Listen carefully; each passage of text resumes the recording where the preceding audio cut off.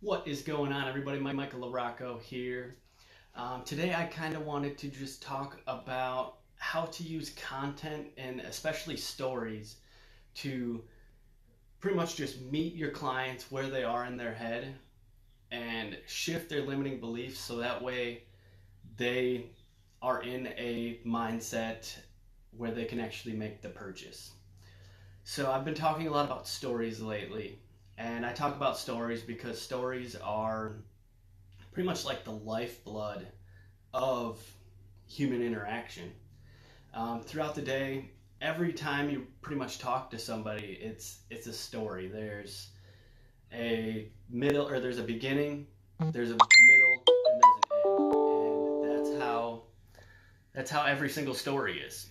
And being able to use stories in a strategic way to actually shift the perception and change the stories that are actually going on in your clients' minds are a huge benefit, especially when it comes to coaching and consulting.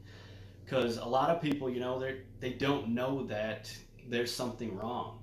So if you can use a story to bring up that pain, you're turning them from a cold prospect that doesn't know anything into a warmer prospect, and then you can even turn them even warmer by giving them a solution. But let's say your client is going through mindset issues and they don't believe that they have something worth sharing.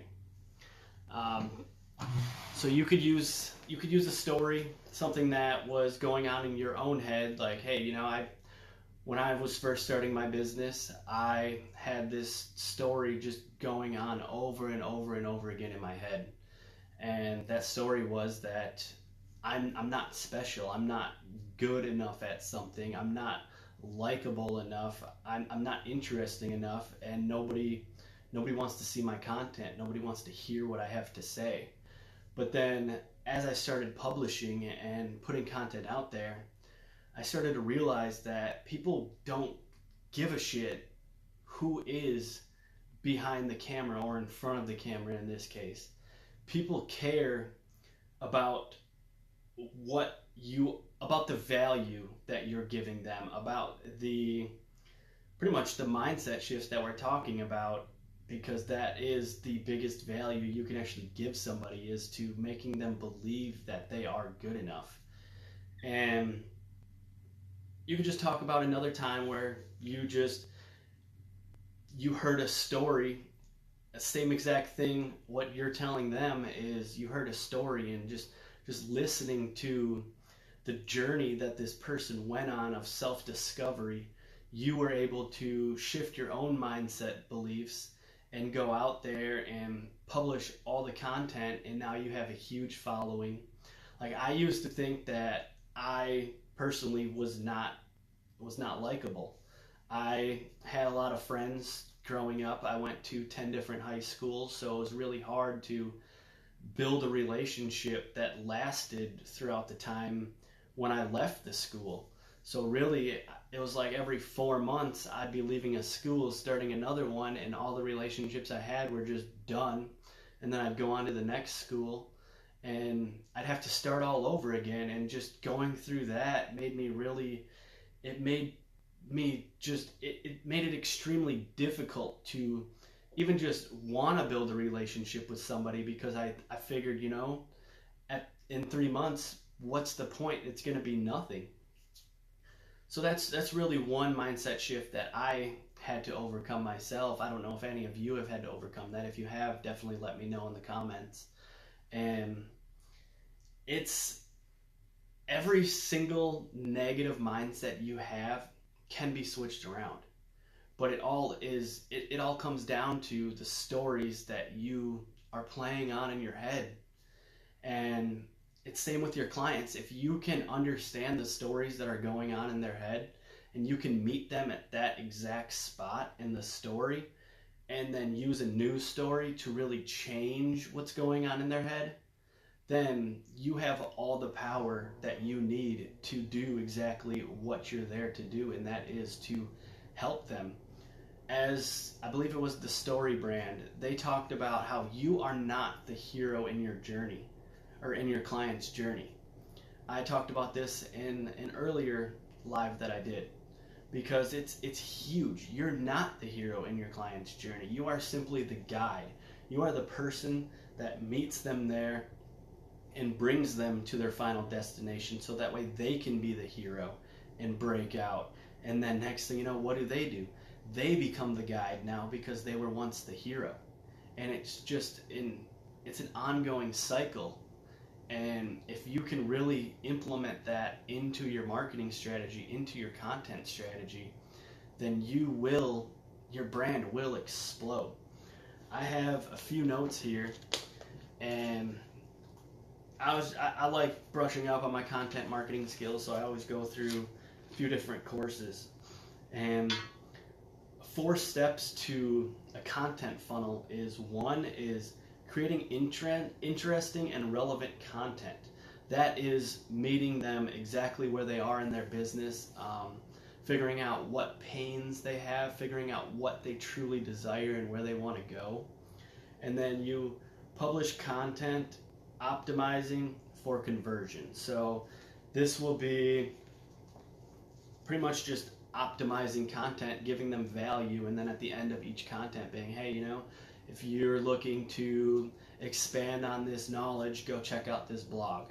If you're looking to expand on this knowledge, go grab my ebook. I have a $97 product that you can purchase that will help you further break all your self-limiting beliefs and take you to that next level in your business. And then you want to get content in front of the people that really matter, which is your ICA. So at the beginning of, even before you create your content, you want to go through and you really want to understand who your ICA is, so that way you can go out there and push out that content to them, so that way your content is relevant and it's getting the social proof that you need it to get, so that way when that one person does come in that's going to be purchasing your product, you have all the social proof built up. Because social proof it's really big in business, especially when it comes to purchasing something, because you never want to be the first person to purchase something, because what if you're the first stupid person, as goes on in my mind. Like, I don't want to be the first stupid person that goes out and purchases something, especially if it's not going to work. Then I'm the one that really looks stupid. And that's one way to actually meet your ICA is, I too felt extremely stupid one time when I went and purchased something, but then after I went out on a limb and I seen that, people were actually commenting on this, saying that they had these good results, then I went out there and I actually did purchase it. And then you want to learn and improve. And when you learn and improve, it's really looking at what content is working, what content isn't working, and then taking the content that is working and doubling down on it. Taking the content that isn't working, improving on that content, figuring out what about it isn't working, what about it is working, so that way you can really have a content strategy that is just a killer content strategy. You can't really put it anywhere else than that.